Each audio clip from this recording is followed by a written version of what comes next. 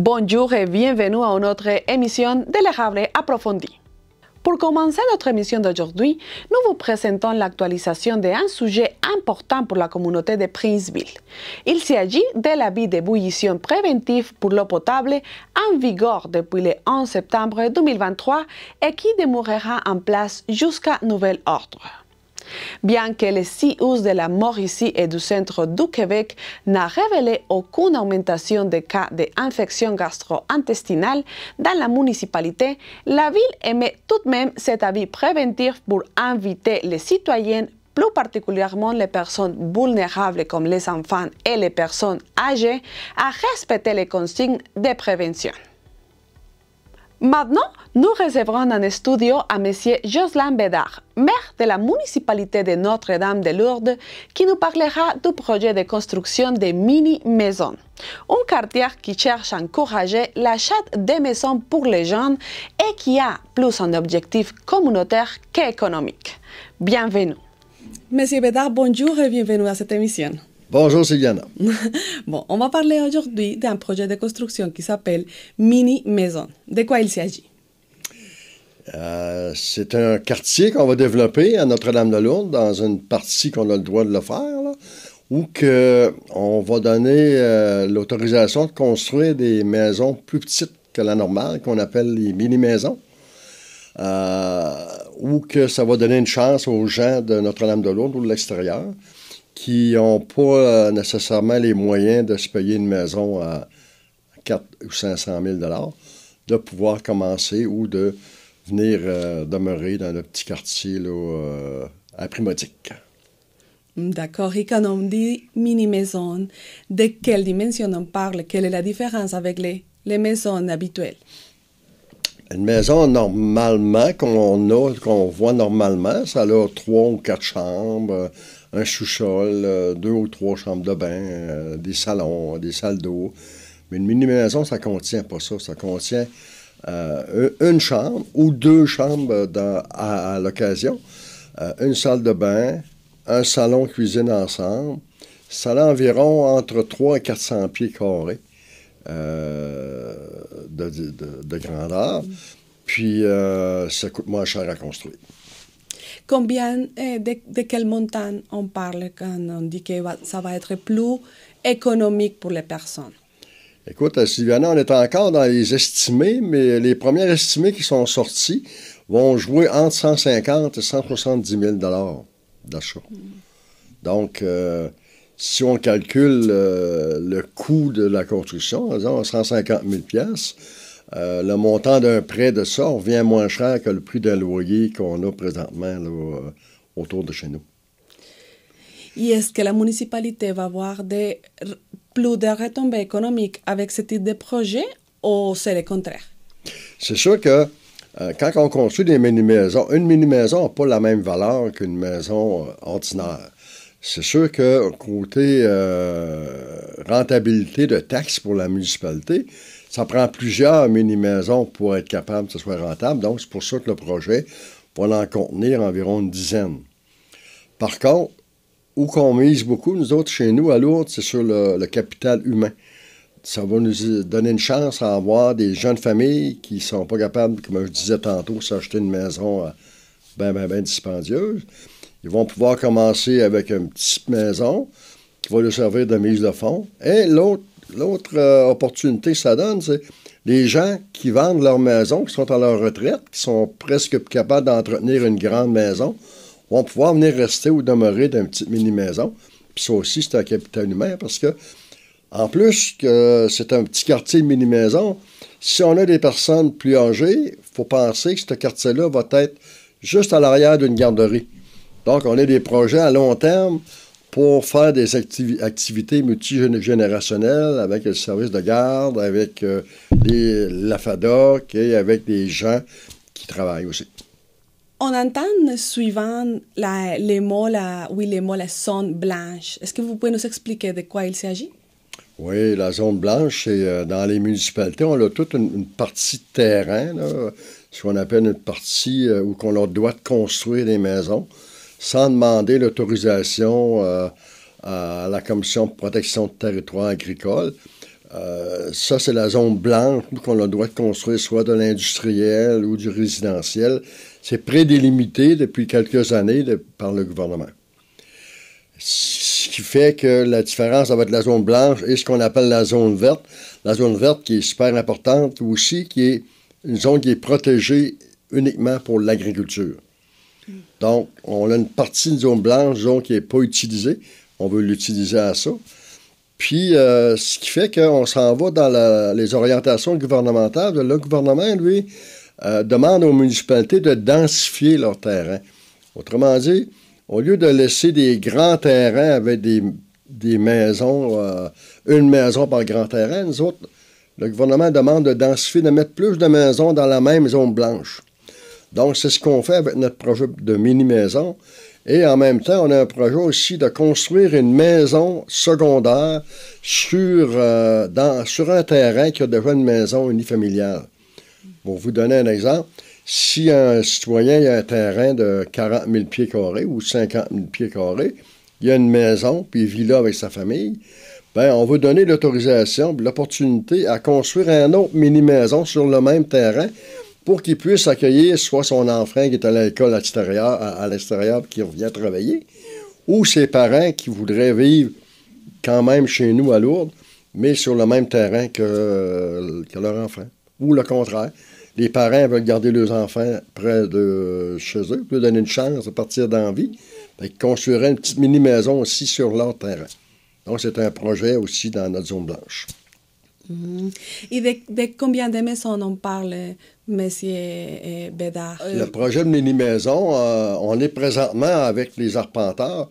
On s'attend entre 8 et 12 maisons dans ce quartier-là. Pour commencer. Pour commencer. Et est-ce que vous avez déjà les autorisations du gouvernement ou dans quelle étape vous êtes?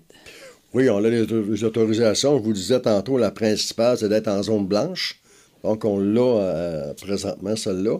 Là, il reste à changer quelques petits articles de loi dans nos règlements, mais rien de compliqué. Là, on a 80% de fait. Là. Fait que d'ici au printemps, ça va être réglé.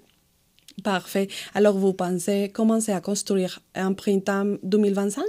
On espère pouvoir le faire parce que présentement, on est à l'étape des arpenteurs géomètres. On est aussi à l'étape de l'étude pour les égouts pluviales et les égouts privés. Fait que on est là, puis les ingénieurs travaillent là-dessus. Fait qu'on s'attend qu'au printemps, on va être prêt.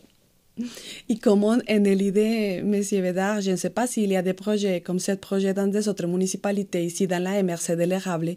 Mais sinon, comment est née l'idée de faire mini-maison? 2 ou 3 choses ont venu dans notre tête au niveau du conseil municipal. Je ne suis pas tout seul, on est une équipe qui a pensé à ça. Il y a un quartier qui existe comme ça dans la ville de Sherbrooke qui s'est inspiré un peu de ça. Puis la deuxième des choses qui est arrivée, c'est que on se rend compte qu'on a un grand besoin de logement dans la région de l'Érable. Puis chez nous, en tout cas, on n'a pas nécessairement les moyens d'investir à bâtir des gros blocs appartements. Fait qu'on a regardé, on a dit, si on peut construire au moins une dizaine de logements avec des mini-maisons, ça réglerait une partie du problème. Donc, le problème du logement, le problème de l'espace et le problème des coûts de construction ont fait qu'après avoir réfléchi, on a décidé de faire un quartier de mini-maison. D'accord. Et, M. Bédard, et combien coûtera à la municipalité faire un projet de ce type? Bien, à la fin, si on se projette dans, disons, lorsque le projet va être terminé, on s'attend, d'ici 2 ou 3 ans, les terrains vont être tout vendus, parce que déjà, là, qui est là, on a déjà 3 de réservés, puis le projet n'a pas commencé. Fait qu'on s'attend d'ici 2 ou 3 ans, ça va coûter rien à la municipalité, parce que la municipalité achète le terrain, on fait les infrastructures, c'est-à-dire la rue et les égouts, mais tout ça, c'est inclus dans le coût, dans le prix du terrain qu'on vend aux citoyens. Ça fait que, en fin de compte, ça ne coûte rien, ça va rapporter des taxes à la place. Et M. Bédard, et à part de ces projets, quels autres projets importants viennent pour la municipalité de Notre-Dame-de-Lourdes? C'est sûr qu'on a un autre projet depuis 2 ans qui qui est sur la table de dessin. Puis là, il est présentement parti en demande un projet d'extension, d'agrandissement de la zone blanche, où on pourrait construire environ une trentaine de maisons de plus qu'on a là présentement. Et présentement, la zone blanche qu'on a, lorsqu'on va avoir utilisé pour les 1000 maisons, elle va être pleine, on n'aura plus de place à construire de maisons. Fait qu'avec ce projet de demande d'extension de zone blanche au gouvernement, on pourrait implanter entre 30 et 40 maisons dans les prochaines années. On est en attente de la réponse là, au niveau de la Commission de protection du territoire agricole. Ça, c'est une chose. La deuxième des choses, ben là, c'est à court terme. Je suis bien fier de ça. À toutes les années, nous autres, chez nous, les conseillers, conseillères, les conjoints, les conseillers et conseillères, puis moi, puis ma conjointe, on fait un brunch. C'est-à-dire, ça va se passer cette année le 24 de novembre, dimanche prochain. On fait un brunch, puis tous les profits de ce brunch-là vont directement au Marathon d'Espoir qui va avoir lieu à Plessisville vers le 15 décembre. Fait qu'on sait que le Marathon d'Espoir nous rapporte beaucoup à nos citoyens qui ont besoin. Ils viennent en aide à nos citoyens qui ont besoin. Bien, nous autres, pour aider, au lieu de prendre l'argent municipal, les conseillers ont dit on va s'impliquer, on va faire le brunch, on va acheter la nourriture, on va fabriquer, on va le faire cuire, on va le servir aux gens. Puis les gens vont venir le manger. On fait ça toutes les années. Puis cette année, les cartes se vendent présentement, puis il n'en reste plus beaucoup déjà alors qu'il est là. Puis ça va avoir lieu dimanche matin, là, dimanche prochain. Et comment est-ce que les gens peuvent, je ne sais pas, s'inscrire ou y aller? Est-ce que... Ils peuvent téléphoner, soit venir au dépanneur de Lourdes, acheter des cartes au bureau municipal. C'est au coût de 12 $ pour les adultes, puis 6 $ pour les enfants. C'est pas bien cher. C'est de 10 h environ midi ou 1 h dimanche. Puis ça se passe à la salle municipale. Parfait. Et pour les Noël, pour les nouvelles années, qu'est-ce qui prépare la municipalité? On a un comité qu'on appelle le comité des loisirs à tous les 2 ans. Puis là, vous m'excuserez, je ne peux pas garantir si ça va cette année ou l'année prochaine. À tous les 2 ans, ils achètent des cadeaux de Noël pour tous les enfants de Lourdes. Puis le Père Noël est invité. Puis là, il donne des cadeaux à tous les enfants, dans toutes les familles, aller jusqu'à l'âge de 12 ans, de 0 à 12 ans. Chaque enfant de chaque famille doit avoir un cadeau, payé gratuitement par les loisirs de Lourdes. D'accord. Merci, mesdames. Merci beaucoup pour toute l'information. On va continuer à faire un suivi sur le projet de mini-maison. Mais merci pour tout. Ben, merci à toi, Sylviana. Bonne journée. Et pour finir notre émission d'aujourd'hui, nous avons reçu en studio à Mme Claire Rouleau et Mme Claire Boudouin en représentation du Cercle des fermières de Plessisville. Cet organisme contribue à l'amélioration des conditions de vie des femmes en la région en les encourageant à être autonomes à travers des espaces d'apprentissage et de culture. À cette occasion, nous parlerons de la campagne de financement qui est menée afin de poursuivre les services offerts et de soutenir le Marathon de l'Espoir, qui aura lieu en décembre ici à la MRC de l'Érable. Bonjour à vous deux et bienvenue à cette émission. Bonjour. Bon, vous faites partie du cercle de fermières d'ici à Plessisville et c'est un cercle qui soutient les femmes. Alors, on va commencer pour connaître c'est quoi le cercle de fermières. Eh bien, notre mission principale, c'est d'améliorer les conditions de vie de la femme et de la famille. Il y a toutes sortes de moyens. On contacte les femmes et on les aide par des conférences et d'autres aspects de la vie qui leur sont inculqués et cela peut améliorer leurs conditions de vie. Et surtout, c'est la préservation et la transmission du savoir artisanal. Qu'est-ce que c'est le savoir artisanal? Eh bien, c'est tout ce qui se fait manuellement dans les arts textiles et au niveau culturel aussi. Notre patrimoine, il est important et nous désirons le transmettre à d'autres personnes et dans la communauté. Notre engagement, d'ailleurs, envers la communauté fait partie aussi de nos grandes valeurs. Et pourquoi est-ce que le cercle s'appelle fermière si bon, la plupart des femmes qui sont dans le cercle des fermières ne sont pas des fermières? Non, on n'est pas des fermières. Mais tu fais bien de le souligner parce que le mouvement des fermières au Québec existe depuis 1915. Fait qu'il faut se rappeler qu'à cette époque-là, c'était l'époque de la guerre. C'était l'époque aussi où c'était les maris qui avaient le plus de pouvoir, on peut dire, ou de représentativité. Fait que souvent, les fermières se réunissaient pour être capables de récupérer du matériel ou de s'acheter des choses, de cuisiner ensemble et aussi d'apprendre à tricoter, d'apprendre à tisser, d'apprendre à confectionner des vêtements parce que en cette période-là, les sous étaient quand même rares. Fait qu'il fallait vraiment s'occuper avec les moyens du bord. Et les femmes se sont regroupées. Dans ce temps-là, il y avait aussi la religion qui était très présente. Fait que les curés des paroisses réunissaient souvent les femmes et c'est là que les femmes se sont associées ensemble pour faire le Cercle des fermières du Québec. Mais maintenant, quelle est la mission du Cercle des fermières? Bien, justement, comme je le disais, on s'occupe beaucoup de la transmission du savoir. Alors, nous avons des ateliers et toutes sortes de belles activités pour permettre aux gens de continuer à apprendre. On a tous appris à l'école là, le tricotage. On avait des cours là, de... Comment ça s'appelait dans le temps? Enseignement ménager. Enseignement ménager. Écoutez, toutes les petites filles, parce que c'était des écoles de filles et des écoles de garçons, donc dans les écoles de filles, on apprenait... des choses comme le tricot, un petit peu de couture, coudre des boutons. Question de savoir se dépanner dans les petites choses de la vie là, qui arrivent à tous les jours, un vêtement brisé, etc. Mais là, on va un peu plus loin que ça. Et c'est ça qui est important, c'est que nous le faisons ensemble. Alors, il y a des ateliers où on peut être jusqu'à 10 personnes, souvent peut-être aussi 2, 3, lorsque ça demande plus d'attention.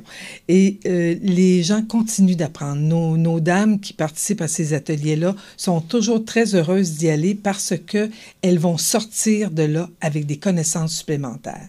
C'est intéressant. Oui. Et en plus, on brise l'isolement. Parce que on a même les jeunes mères qui sont à la maison, qui ont une famille, viennent nous rejoindre pour apprendre ces différentes techniques-là. Apprendre à coudre, à tisser, à tricoter. Et en même temps, ben, ça leur permet aussi de se faire un réseau de connaissances. Et l'entraide arrive souvent en premier dans notre cercle. Quand, comme disait Claire, dans les activités, on redonne beaucoup à la communauté. Quand on redonne à ces activités-là, ben, ça nous prend toujours des bénévoles. Et tu sais, les liens qu'on a tissés serrés, ben, ça fait qu'on a des bonnes bénévoles qui viennent nous assister dans les différentes activités qu'on organise. Et dans les différents ateliers et bonnes activités, quels sont les produits que vous produisez spécifiquement? Est-ce que ce sont des vêtements ou c'est quoi? On est renommé pour nos pantoufles et nos linges à vaisselle. Absolument. Le marathon est couru d'ailleurs pour ça et on en vend au cours de l'année. Mais on va partir dans nos différents ateliers. On part déjà du local. On est chanceux. On a 13 métiers à tisser chez nous. Tu peux faire des linges à vaisselle, des courtes pointes, des napperons, des murales. Tu peux faire plein de choses avec ça. On a en plus 4 machines à coudre, une surjeteuse, une brodeuse, où là, les gens font ce qu'ils veulent. On leur apprend comment se servir de ces appareils-là. Et ils sont disponibles 24 heures sur 24 au local. Les filles peuvent venir quand ils veulent. Après, on est chanceux parce que on a vraiment des petites perles pour montrer à tricoter ou à crocheter. Fait que les membres viennent, ils peuvent réaliser des tuques, des bas, des chandails, des mitaines.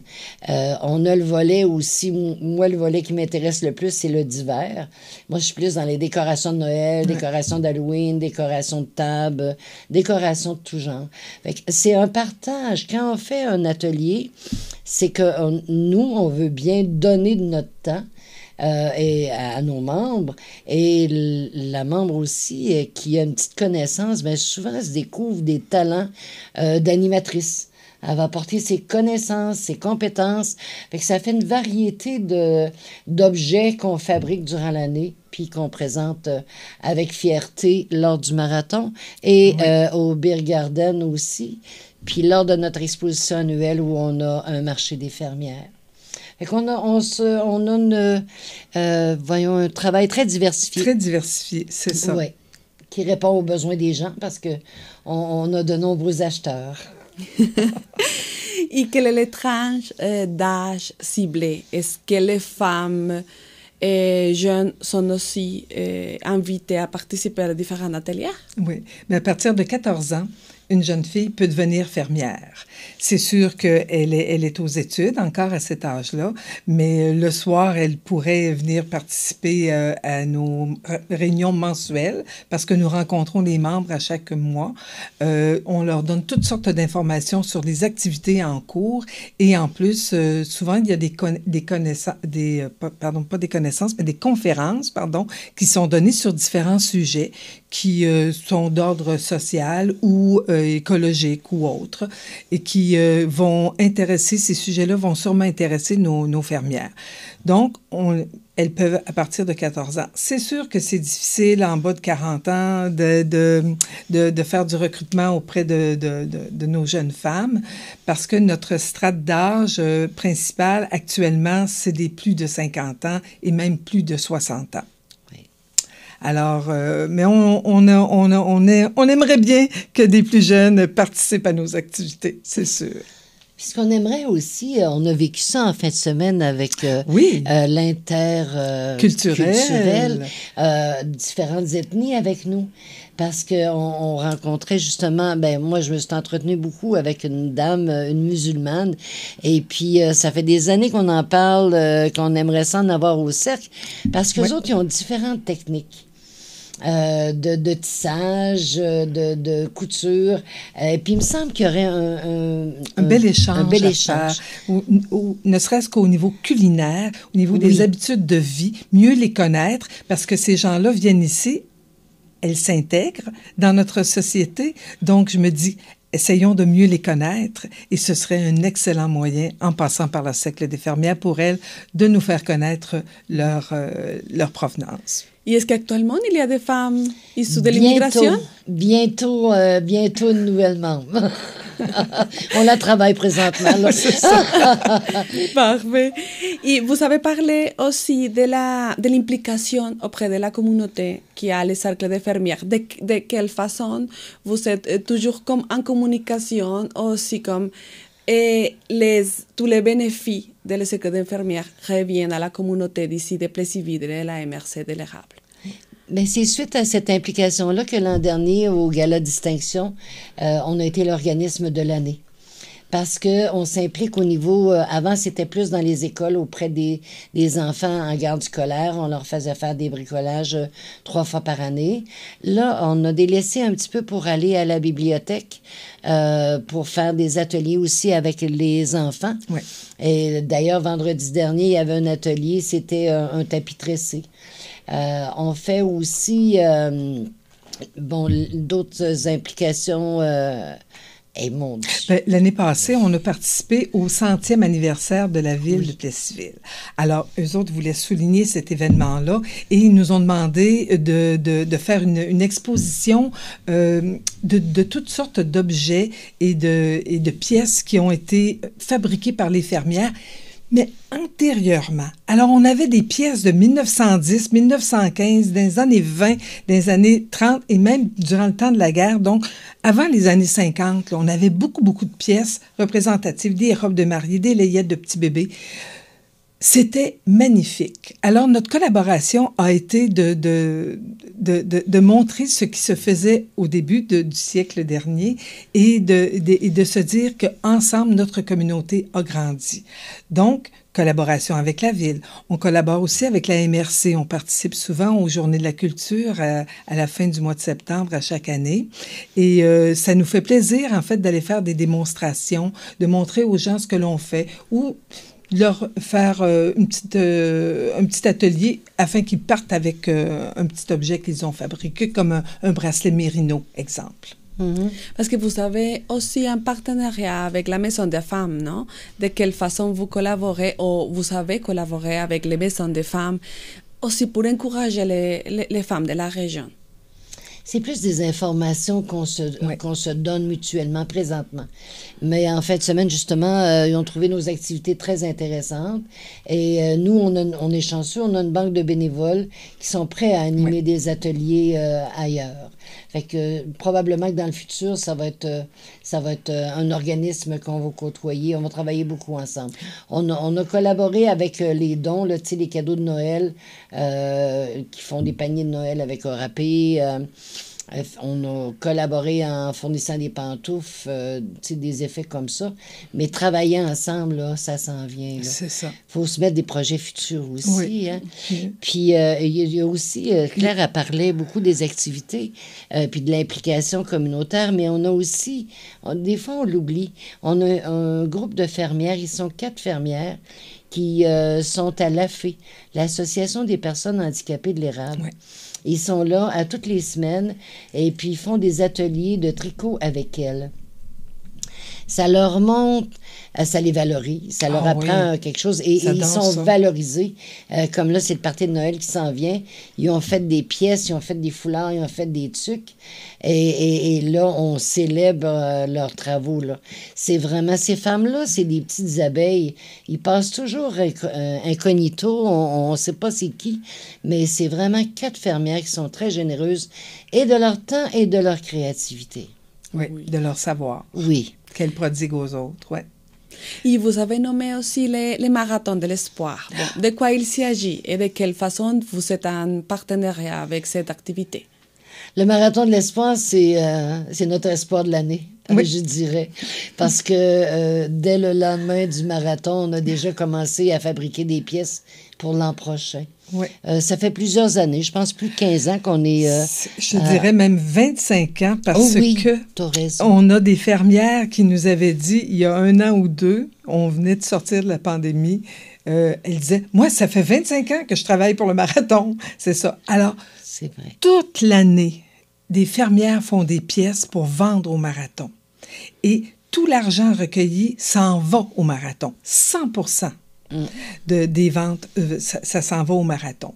Alors, c'est notre grande activité. C'est, comme on dit, ça boucle bien l'année parce que ça se fait toujours en décembre.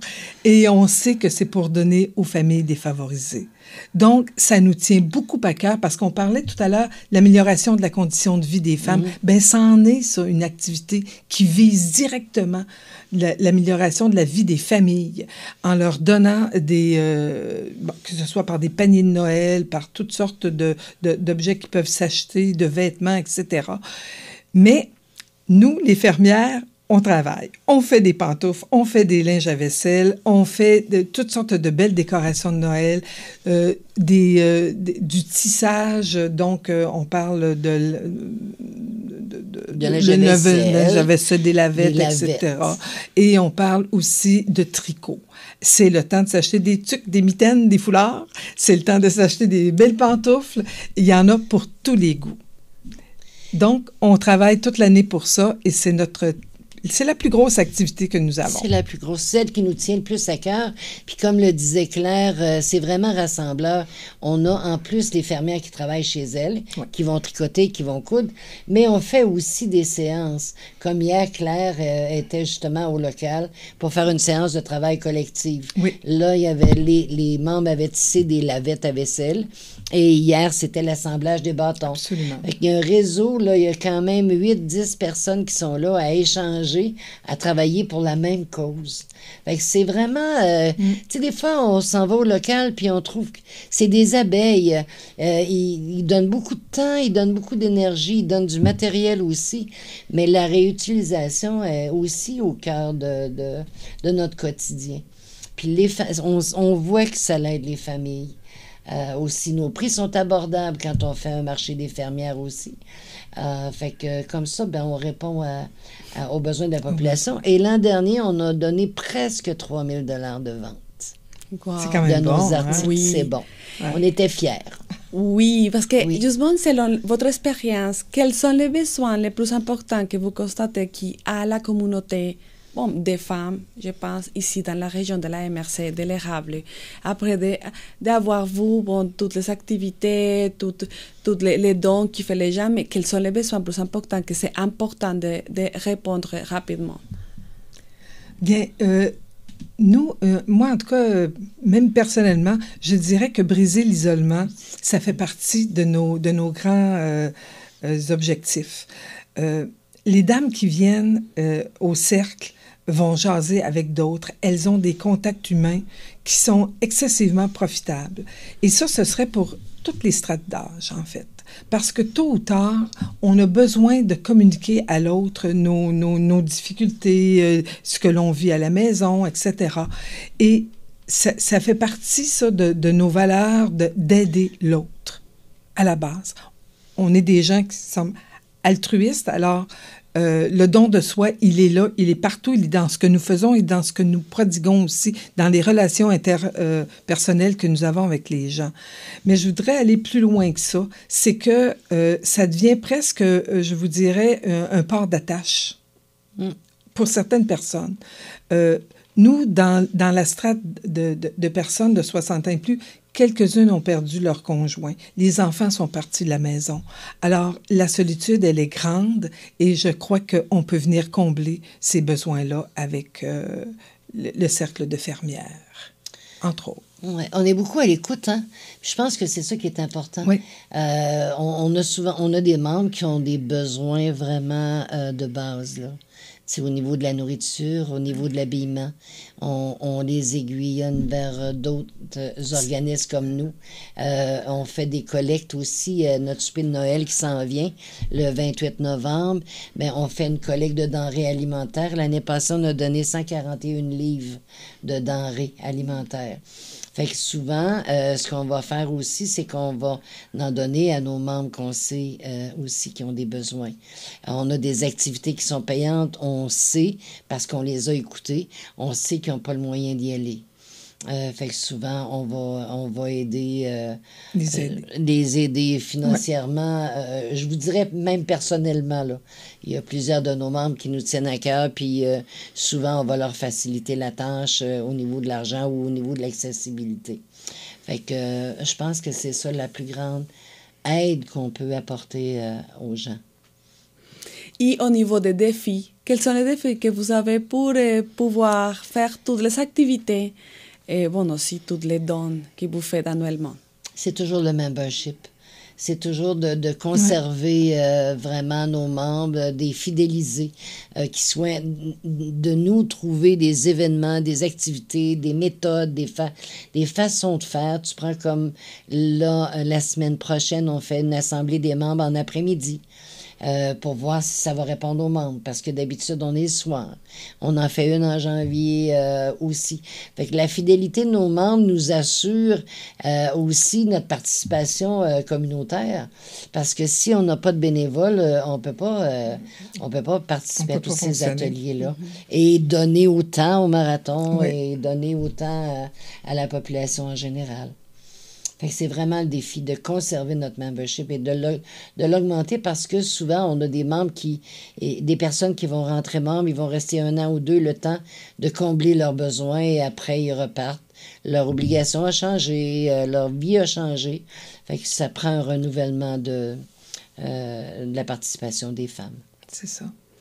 Parfait. Bon, maintenant, on va parler de la campagne de financement que vous avez annoncée, ça fait quelques jours. De quoi il s'agit? Ah, c'est une campagne. Écoute, c'est le parti d'une idée folle.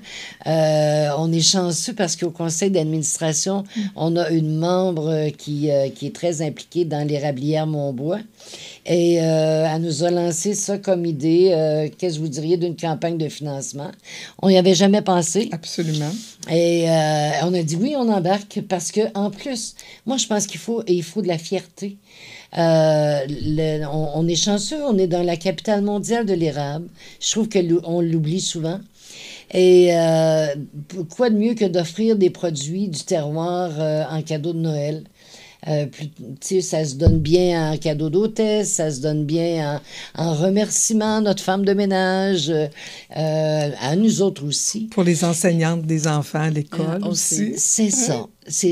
Fait qu'on a décidé de lancer ce beau produit-là, puis il est vraiment beau et bon. Et on a fait aussi, on peut avoir différents produits, mais on peut aussi avoir 3 boîtes, 3 sélections de boîtes.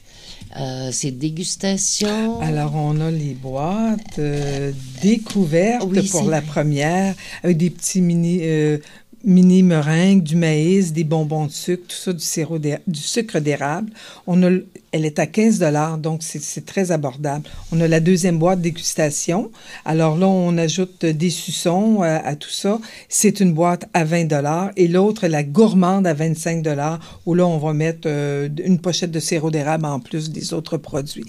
Écoutez, c'est une occasion pour les gens d'offrir des jolis petits cadeaux dans des jolies boîtes comme celle-ci, que nous montrons ici. Oui, c'est ça. Et qui fait un beau cadeau à donner pour le temps des fêtes. Alors, nous sommes au local des fermières, au centre communautaire au sous-sol, à tous les jeudis après-midi de 13h à 15h30, et nous recevons les gens qui veulent placer des commandes.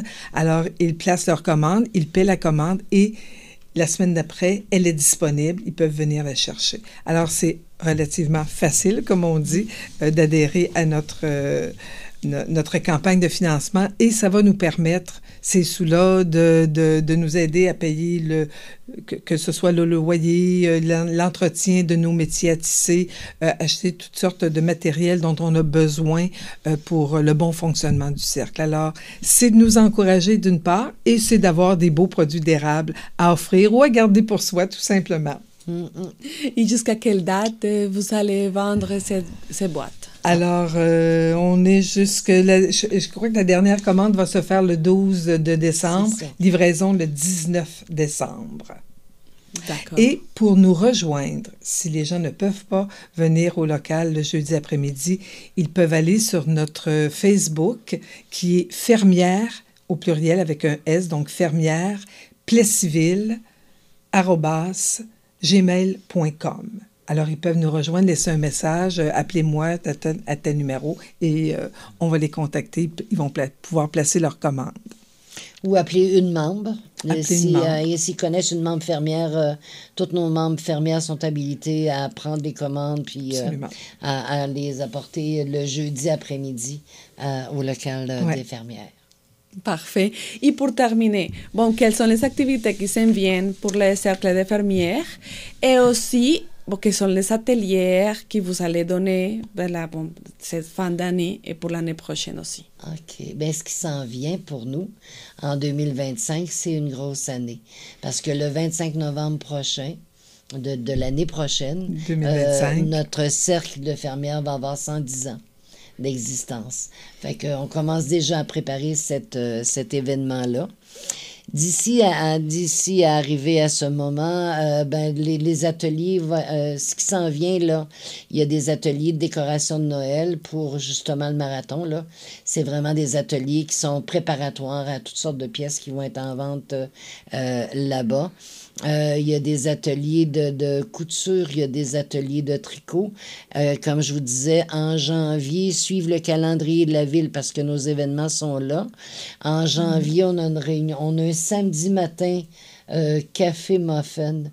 On n'a jamais fait ça. On essaie. C'est une première. On va voir si...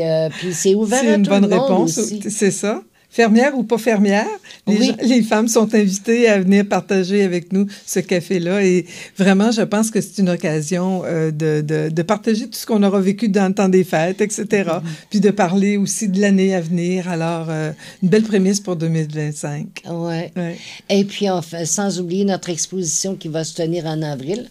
On la devance cette année. C'est le 10, 11, 12 avril prochain.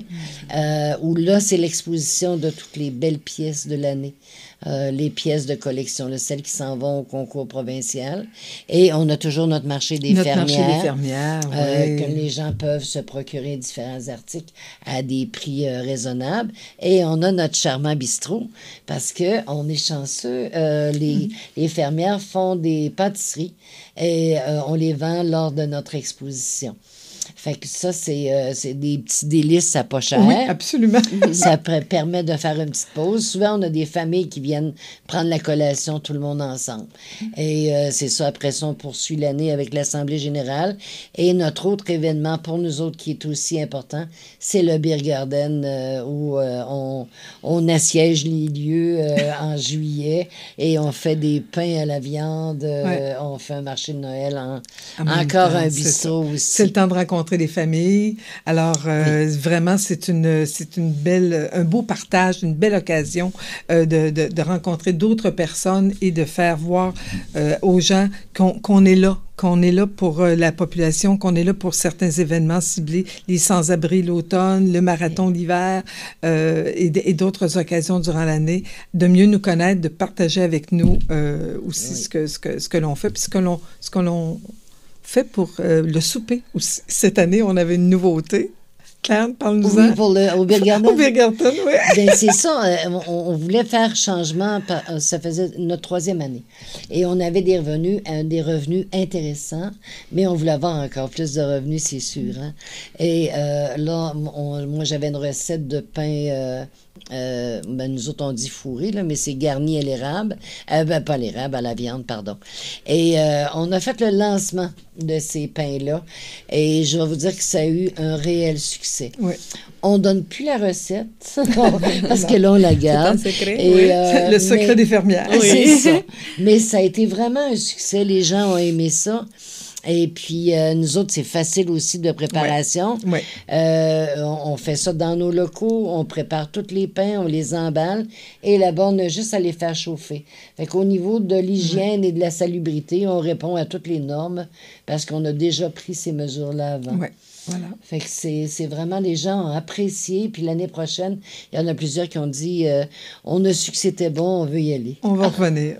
Bon, oui. wow. Merci beaucoup d'avoir partagé toute l'information d'aujourd'hui. Et bonne chance avec la vente de bois. On va continuer à faire le suivi des différentes activités que vous faites ici dans la région de la MRC de l'Érable. Merci beaucoup. Merci de nous avoir reçus. Merci pour cette belle opportunité.